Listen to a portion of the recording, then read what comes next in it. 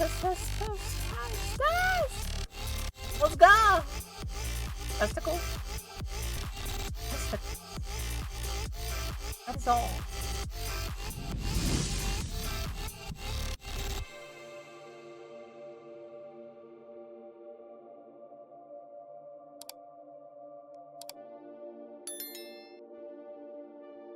Good morning!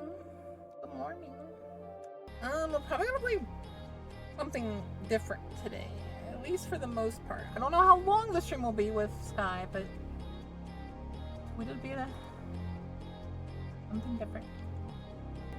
Dabs. Dabs! Dab. Dab. Dab. I'm trying to think if we want to do React, though.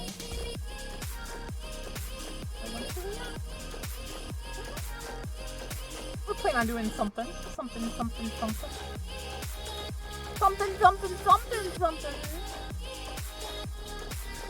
Yeah, let's do React. Let's finish ROBOUTE GUILLIMAN. ROBOUTE! Pilgrims aplenty voyaged to Macragge to witness the splendor of the Primarch. Here we go. For millennia to come, a contrasting pristine mirror to the Emperor's slowly deteriorating stature atop his golden throne. Decades passed, centuries, entire millennia, waxing and waning with no sign of life within the Primarch's shrine. The fortress of Hera, which housed his shrine, was a marvel created by the Primarch's own hand centuries prior. Its marble edifice embellished with adamantium and plasteel, the envy of even the techno-magi of the Adepts of Mars. Many claimed the wound of the great Primarch's neck showed signs of healing, yet those who uttered such assertions, with time, perished. The hopes of naive souls seeking a droplet of hope within a desert of despair. Ultramarine Chapter. So he took a blow to the neck. Okay.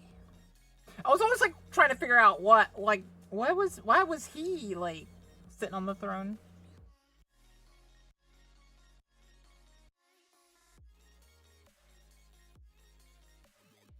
Masters, heroes and legends of old, fell. The stalwart champions of the former legion, such as Marius Gage, Aeonid Fiel, and Remus Ventanus, entombed with honors upon Macragge, whilst their Primarch clung on to life.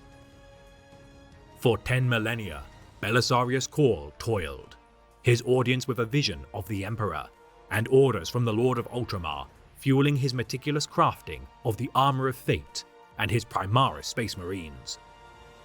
The forces of chaos did not stand idly by, for every loyal son of the Master of Mankind was dead or missing. Yet those fallen children who remained further desecrated his legacy with pacts to the ruinous powers and acts of destruction. So, basically all the good guys were either dead or missing. Oh, I say dead, like, quotation marks, like, they were all, like, either being healed or missing. Bereft of the guidance of the Emperor and his noble sons, rot and decay set within the bones of the Imperium, its carrion empire fated a slow and ignoble death. Horrors from beyond the void spilled forth, the great devourer consuming entire planetary biomasses. Foxypaw! Gaga. As mere morsels for their endless hunger. The infinite empire of the Necrons awoke from their slumber, the height of humanity's— Oh, this has got to be like Bad News Bears. When they wake up, they're just going to be like, oh yeah, you know that really bad, like, powerful, like, race of, like, robot death machines? Oh, they're back. reign now over, allowing for their resurgent reclamation of the stars. Greenskin wars came and went, yet had Greenskin wars threatened the extinction of humanity during the era of the War of the Beast, and required concerted efforts to diminish their rampages. The naive Xenos of the Tau Empire expanded from their insignificant kingdom, whilst the ghosts of the Eldari refused to embrace their extinction in the face of overwhelming adversaries. Yet the greatest of all threats, the forces of the Immaterium, rallied under the banner of their chosen War Master, Ezekiel Abaddon. Former first captain and inheritor of the Lupercal's legacy, Abaddon the Despoiler enacted several Black Crusades to further his own master plan to eradicate the Imperium. Most infamous of all was his 13th Black Crusade, a campaign which saw to the destruction of the fortress world of Cadia and birth of the Cicatrix Maledictum. Dividing the galaxy in half, humanity's territories to the east were dubbed as the domain of Imperium Nihilus and cut off from the light of Holy Terror and the glory of Ultramar. Abaddon had fulfilled the next stage of his ultimate goal to spread the influence of chaos, the birth of the Great Rift exacerbating imperial travel, supplies, military maneuvers, and heightening the incidence of psychic awakening.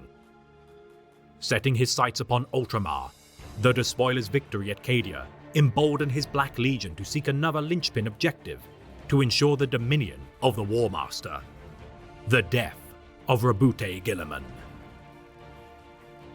Let me guess. They literally go to try to finish him off, and that's when he wakes up, and he's like, "The hell are you doing in my house?" Though Cadia had fallen, many had survived its destruction. Belisarius Cawl had ventured to the fortress world in order to ensure the protection of the Necron pylons upon its surface, for such artifacts prevented the spread of the Immaterium across the galaxy. Throughout Abaddon's crusades, the War Master had reduced such pylons across many worlds to rubble, the proverbial dam of the rising tide of the warp close to bursting. Cawl had been unsuccessful in his endeavor despite the aid of unlikely allies such as the Necron Overlord, Trazyn the Infinite. The destruction of the Cadian pylons and trauma caused in the wake of the planet's death, causing the Eye of Terror to erupt. Fleeing from the devastation wrought by the Despoiler, Belisarius, alongside the Celestinian Crusade of Cadia, fled with all haste to the sanctuary of Ultramar. Knowing the intent of Belisarius and his band of misfit warriors, Abaddon dispatched his Black Legion to pursue the Celestinians, whilst a portion of his men, aided by the Iron Warriors, Night Lords, and other disparate warbands, lay siege to Ultramar. Meanwhile, the birth of the Great Rift had awoken the ancient Eldar god of the dead, Inead, its influence choosing a prophet to proclaim its return. Ivrain, daughter of Shades, had been chosen and imbued with strength on the precipice of death within Comora's Crucible Arena. Demonic forces of Slanesh. So wait, if Robute's not waking up here, are we just gonna see another moment of, because the orcs believe they're super lucky, they just win even though tons of things are against them?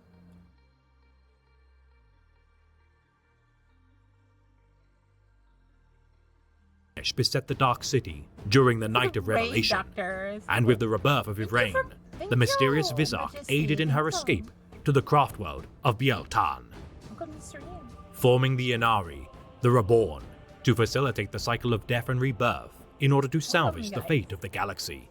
The Eldar rescued the Celestinian Crusade from the pursuing Black Legion.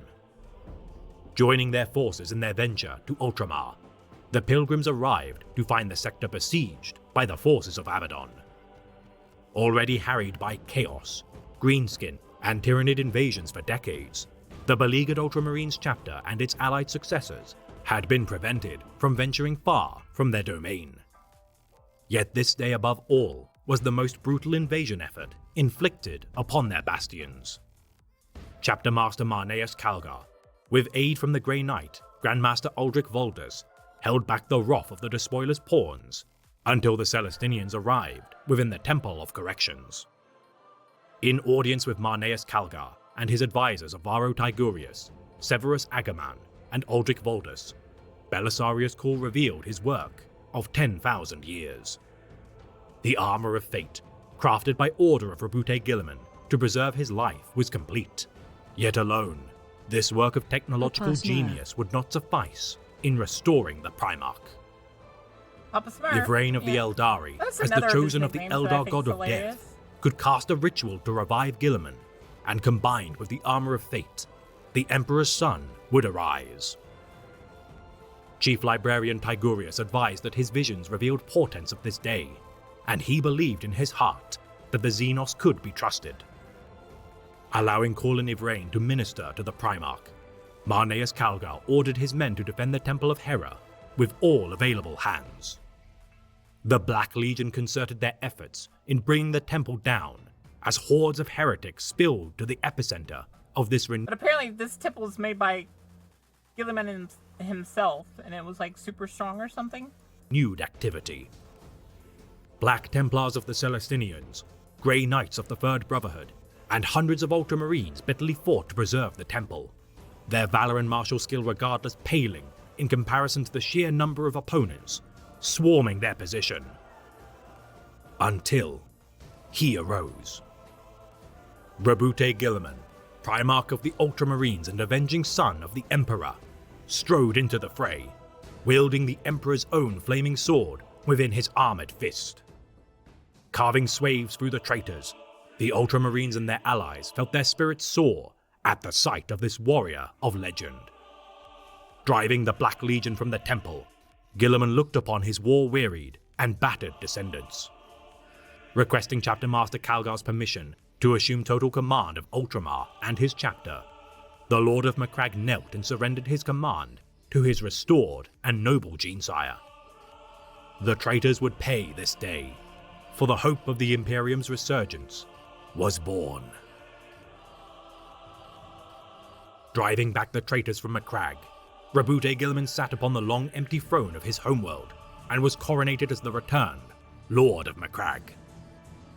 The heady days of the 500 worlds were long gone, yet Guilliman resolved to restore his realm to its former glory. Retaking several planets and quashing traitor forces with breathtaking tactical brilliance and sheer genius of warfare. But yeah, like he's the smartest Primarch or whatever, so basically he woke up, he was like, how dare you be in my house? And then just like cleaned them all up. Guilliman, now in command of the vast resources of Ultramar, was a sight to behold. Within a mere 7 solar months, Macragge and most of the territories of Ultramar were cleansed of chaos filth. Yet the longer the Avenging Son busied himself with his own empire's prosperity, the longer the Imperium entire stultified. The Imperium of old was long dead. Its scientific ingenuity and prosperity collapsed under the weight of dogma and ignorance. In order to heal the wounds inflicted upon humanity, Guilliman must seek counsel from its master, the Emperor. Assembling an army comprised of the Ultramarines' 1st, 2nd, and 3rd companies, Grey Knight's 3rd Brotherhood, and remaining might of the Celestinians, including the Black Templars, Guilliman forged his new path. Embarking upon the Terran Crusade, many dangers imposed by the ruinous powers promised to bar the Avenging Son from the throne world, yet such a journey must be taken.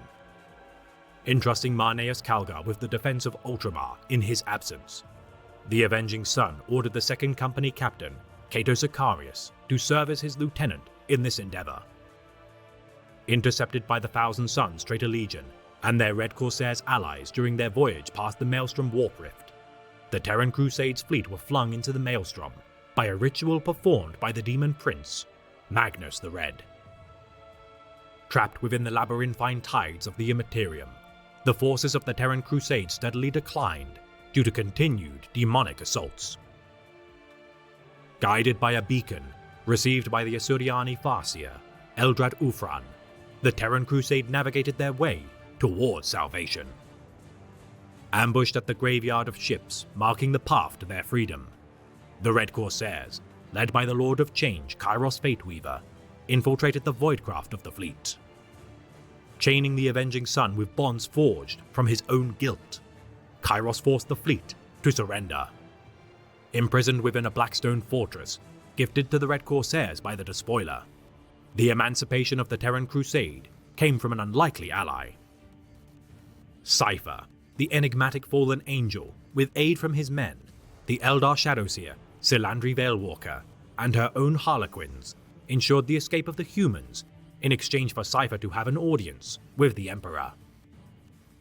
Opening a webway portal to Terra within the heart of the Starfort, Veilwalker led the Terran Crusade as they combated Khornate and Singian demons, attempting to thwart their escape. The curbside would not fail Bokath. Facing the Bloodthirster of Khorne, Skarbrand the Exiled One in single combat, Guilliman avenged the death of the Black Templar and Emperor's champion, Marius Amalric, who had inflicted a severe wound upon the greater demon's hide. Exiting the webway, finding themselves within the Sol system, upon the moon of Luna, Magnus the Red made one last attempt to prevent Guilliman from reaching Terra. Aided by the Sisters of Silence and Imperial Fist chapter of Astartes, the Terran Crusade fought the 15th Legion. Defeating Magnus in single combat, the null field created by the Silent Sisterhood allowed Guilliman to banish the Demon Primarch by impaling him with the Sword of the Emperor and casting him into the webway portal. Sealing the portal forevermore to prevent future invasions by those wishing to harm Terra, Veilwalker departed with her band of Harlequins. Veilwalker departed with her band of clowns. Got it. After many Let's know that Harlequins are clowns, right? battles and trials of immense pressure, the Avenging Sun set foot once more upon the soil of Holy Terra. Jesters, but you know. Approaching the Eternity Gate, guarded by the Custodian Shield Captain, Adrotinus, Guilliman alone would be permitted to gain audience with the Emperor before the Custodians arrested Cypher and his band of fallen angels. It had been 10,000 years since last they had spoken, yet now Roboute Guilliman stood in the presence of his long-suffering father.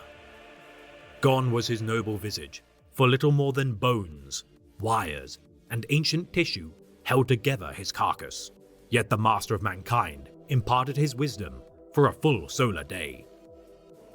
Feeling his gene-father's cold indifference to any pretense which could be regarded as human, the Emperor treated his returned son alike to a cherished weapon of war, rather than his progeny, deducing his character to have been worn away through millennia of unimaginable suffering. Despite the loss of all that he once was, the Emperor's vision to preserve humanity had outlasted all other concerns. Addressing the assembled gathering outside the throne room of the Emperor, Roboute Guilliman declared himself the reinstated Lord Commander of the Imperium. After millennia of governance by the High Lords of Terra, the Avenging Sun had usurped their authority. Yeah, get those old fraggly butts out. Standing as the single greatest authority of humanity, as proxy to the Emperor himself. Promising a new age of reclamation of humanity's former glory, the Emperor's dream for a prosperous future was not dead yet. A new era, the era Indomitus, had begun, and as his first act, Lord Commander Guilliman observed the culmination of Belisarius Caul's second imperative task.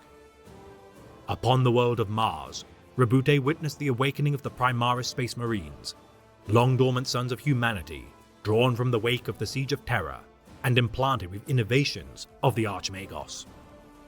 Faster, stronger, and more advanced breeds of Space Marines than their firstborn peers, this next iteration of the Adeptus Astartes were unquestionably superior. The many chapters of the Space Marines had endured untold losses throughout the millennia, some of their legacies extinct by virtue of their sacrifices made in facing the endless threats of the Void.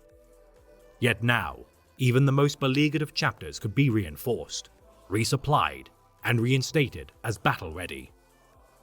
The Despoiler's actions during the 13th Black Crusade had tipped the scales of power throughout the galaxy, and to oppose such unremitting foes, the Primaris had never been more necessary. Testing these warriors during the Battle of the Lion's Gate, these trained yet unexperienced warriors proved nonetheless overwhelmingly effective in braving the fires of war. Khorne, the blood god of chaos, cared not for the schemes of its conniving brethren and sought to prove its superiority over the four by launching an invasion of Holy Terra during the height of its strength and tearing the Emperor from his golden throne. 88 cohorts of Khorne's legions descended upon the Imperial Palace as the Custodian Guard Sisters of Silence, and unnumbered sons of the Primaris Space Marines fought to preserve its holy soil. Blood poured and spilled thickest at the Lion's Gate, the red tide so immense that even the guns of the Imperial Palace Corn, god of a vegetable. could not staunch the flow. Khorne's brash assault never reached the Eternity Gate, for with Guilliman at the vanguard of the battle, no Chaos Spawn could match such a host of brilliant warriors clad in gold, ultramarine blue. Yeah, like, from what I understand, the Adeptus are, like, the strongest. And they had the Primaris, and they had Guilliman at the gate. I bet you they would have needed all of their forces just to break through that.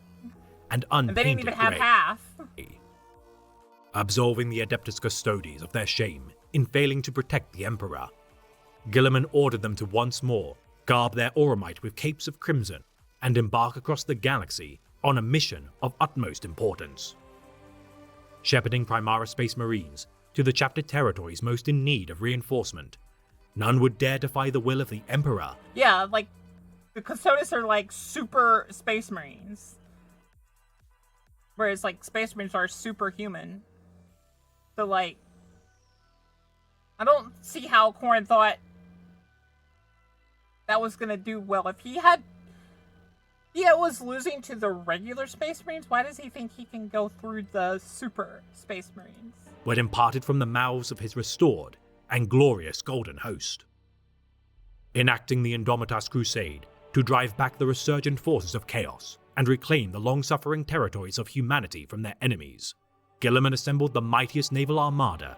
Well, yeah, I understand arrogant war god, but you'd think being a god he'd be kind of smart. Ever before seen since the days of the Great Crusade. Bolstered by chapters such as the Imperial Fists as they ventured from planet to planet, the Imperium's influence grew exponentially. You'd think. Xenos and heretics alike quailed as the Indomitas Crusade tore humanity's fiefdoms from the clutches of their foes.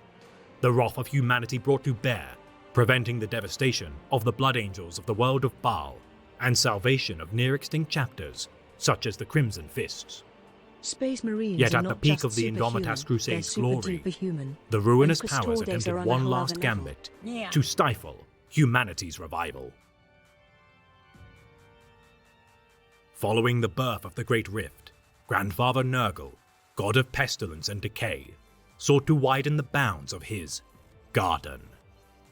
Commanding his willing servants Mortarion, the Pale King, and Typhus the Traveller to spread his influence across the vast territories of Ultramar, their invasion of the Scourge Stars showed the first signs of Nurgle's corrupting influence. The Death Guard Legion laid waste to the mortal defenders, torturing those who survived their advances with concoctions and rituals, transforming their bodies into vessels of contagions.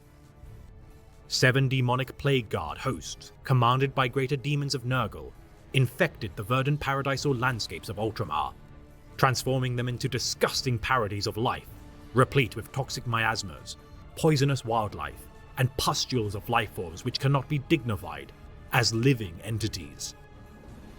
The Plague Wars of Ultramar enacted a toll never before inflicted upon the Ultramarines, and with word of the Death Guard's invasion, Roboute Guilliman made all haste to defend his realm.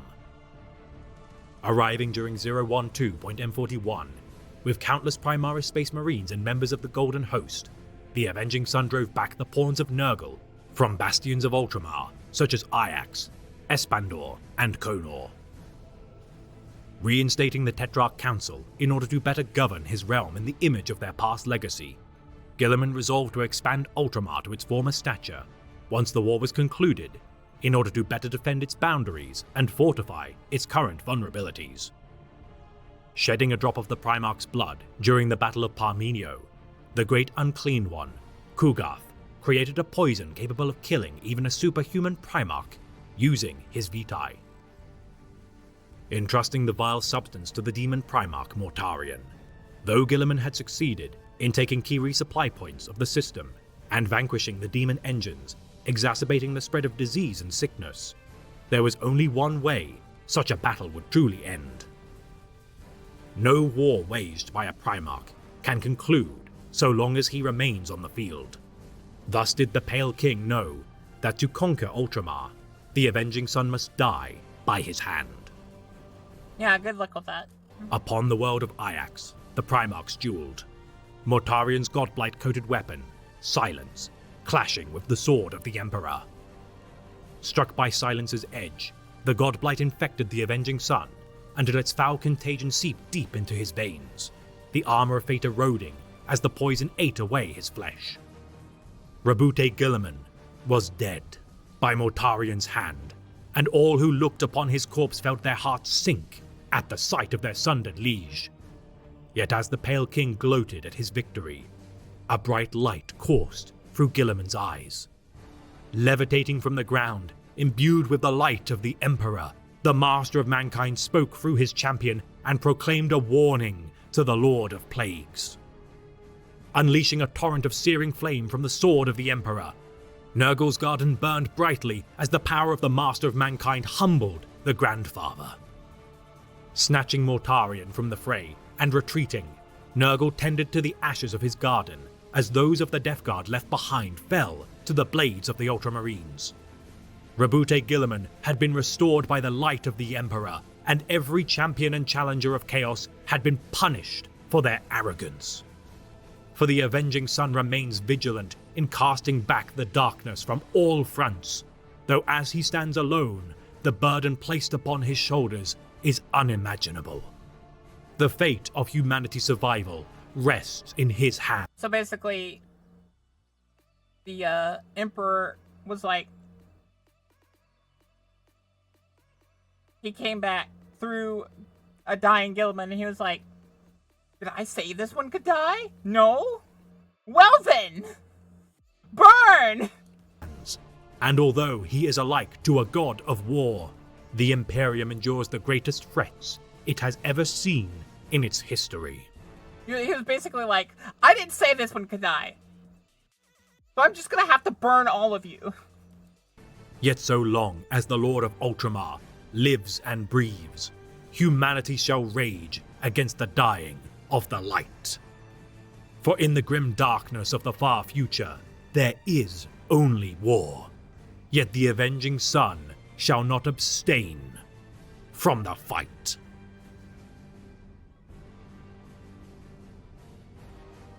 He sensed the cauldron's passing as a tolling, as of a bell's ring felt, but not heard. The garden shook with an earthquake. The strange demon creature that dwelled there set up a cacophony of cries and moans. On the areas of Ajax that it overlaid, reality trembled and reasserted itself, and the garden began to fade. Impossible, Mortarian whispered. The corpse of his brother twitched. The armor of fate was a corroded shell, but somehow its power pack restarted, and lights blinked on systems all over it. Guilliman's blackened face turned to look at him. Mortarian felt something huge and dangerous moving through the warp, something he had not felt for a long time. Guilliman's back arched. The armor was humming now, giving off a psychic signature as arcane mechanisms within it powered on throughout. The earth shook again. A second toll of the unseen bell sent the denizens of the garden into panic. It literally started ringing the bells. Like ringing bells all over. It was like, dong, dong. It's like, I'm ringing the bells of your death. Trees cracked as they dragged up roots and attempted to lumber away. A million kinds of demon fly buzzed up from the corpse grounds and flew off in gathering swarms. Nurglings shrieked and waddled as fast as their little legs would carry them. Mortarian stood, hurriedly, raised Silence, and made to bring it down, to destroy Guilliman finally, take his soul as a sacrifice to the great god Nurgle, even if he could not take his worlds. But he could not move. Guilliman's eyes were glowing with pure, white power. The last slimes of his decayed flesh burned away, and a network of feathery capillaries spread in their place, bearing new blood unsullied by the godblight. The metal of the armor of fate shimmered, impossibly remaking itself. Bright decorations appeared, as tarnish cracked and fell away. Wires grew and reconnected as surely as Guilliman's skin was growing back. The nether ground of the garden shook hard. Demons large and small were screaming, emerging from their hiding places and fleeing in riotous stampede. Away in the distance, ever visible wherever you went in the garden, Nurgle's black manse shivered, and Mortarion felt another presence, as powerful as the first, looking at him from behind its ever-shuttered windows. The ground cracked and broke, flaring whiteness blazed from the crevasses. Guilliman's corpse rose up and hung in the air, supported by a pillar of radiance, and slowly turned so he was upright. He reached out, and the Emperor's sword speared in his hand and burned with the fires of 1,000 suns. "He speaks to me, brother," said Roboute Guilliman. "Does he not speak to you?" The unbearable radiance enfolded Guilliman, so glaring Mortarion threw up his hands.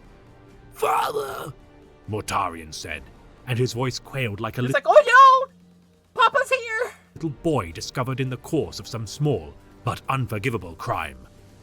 "I am his right hand, brother," said Guilliman.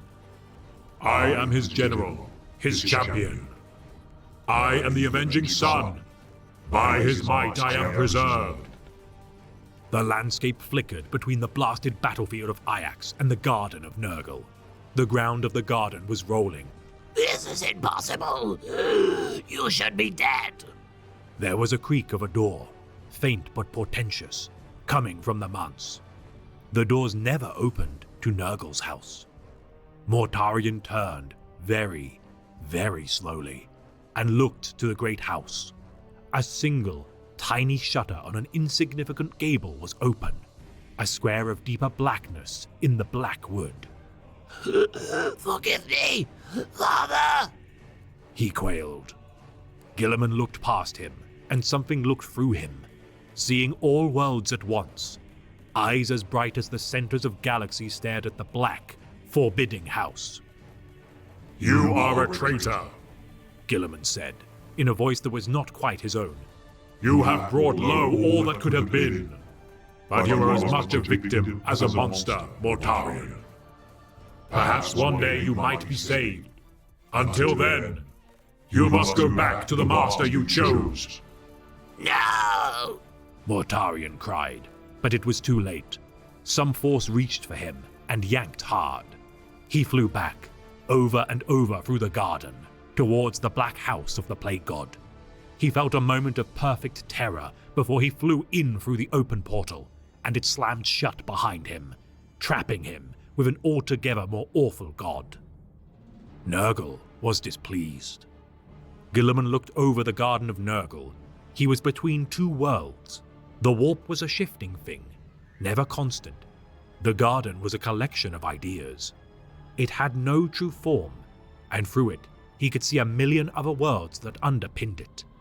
The dreams of souls living and dead, and past that, as if glimpsed through banks of glittering sea mist that evaporated before the morning sun, the battlefield of Ajax.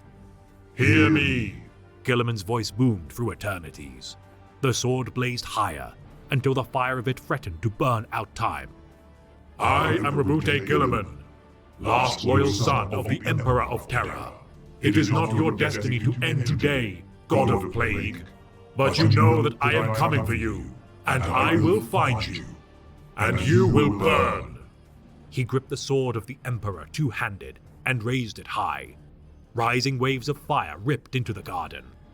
From the great manse a cry of rage sounded, as a wall of flame hotter than 1,000,000 suns devoured everything in its path, finally breaking and receding within the yards of the black walls of Nurgle's house. Its infinite hall shook. Mossy tiles fell from the roof. Sodden timbers steamed. "This is a warning. The warp and the materium were once in balance. For too long, you have tipped the scales. Understand that it is not only the warp that is capable of pushing back. This realm is not real. Only will is real, and none may outmatch my will. Be assured, Lord of Plagues, and convey this message to your brothers, that I do not speak for myself. I speak for the Emperor of Mankind." Then he was falling, falling forever until his knee hit the ground, and he woke into reality once more. Guilliman opened his eyes. He was kneeling on the ground of Ajax. The sword of the Emperor was buried point down in the cracked earth. Its fires turned everything around him to glass. Burned out suits of armor lay around him. Only he was untouched. Mortarion was nowhere to be seen. He stood. Whatever presence had inhabited him was gone. The air was clean. There was no sign of taint nearby, and he knew that the Emperor's sword had burned the godblight away. Notase's psychic shield still limned the dueling ground, but through it he could see clearing skies and clouds heat-shocked by lance fire. A ferocious orbital bombardment was laying waste to Mortarion's army, which retreated, leaderless and outmatched, under the cover of poisoned fogs. The air crackled. All around him, golden giants appeared. Further out, other spikes of energy announced the arrival of more custodians into the rear of the Death Guard's Oh, basically all the custodians started appearing. And we're like, we have come for you. lines. There would be a great slaughter of the traitors before the day was done. Maldovar Kolquan stepped forward. Is it done then? It is done. Mortarion is gone. His network is broken. Roboute Guilliman said, The Plague Wars are over. and he sheathed the sword of the Emperor.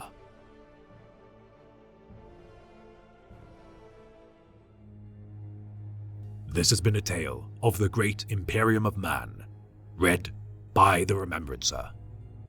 That's pretty cool. I kind of like Roboute. I gotta be honest. I kind of like him. I'm curious, like, what Primarch we should watch next. I'll probably do another YouTube vote after this one comes out. Probably won't see this until after Christmas. But it does look really good. It does look... Where do I put him right now? I think he's number 1 right now. I like him way more than I like Angron. Angron's like a tragic story. Roboute is basically... Warhammer may be the worst that possible guy. dystopian future imaginable, but it sure is badass. It is. It's very...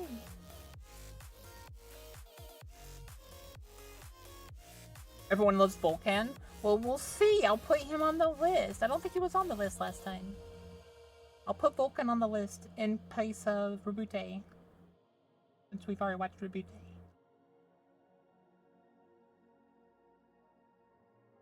Yeah, that was pretty good. But yeah, for those of you who are wondering, let me see if I can pull it up.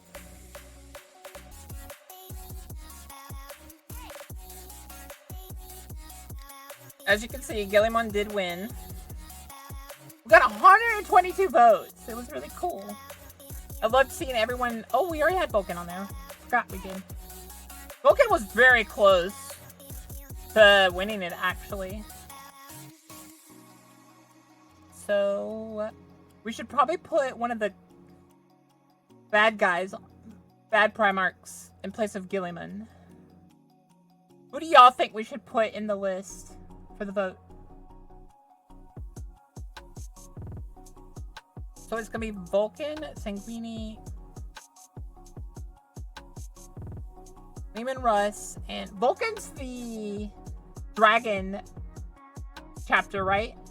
He's the Green Boys.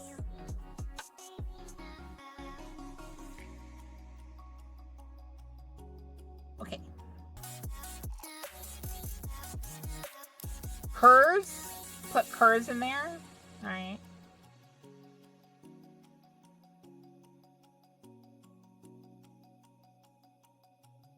Yeah, we had a lot of good time there.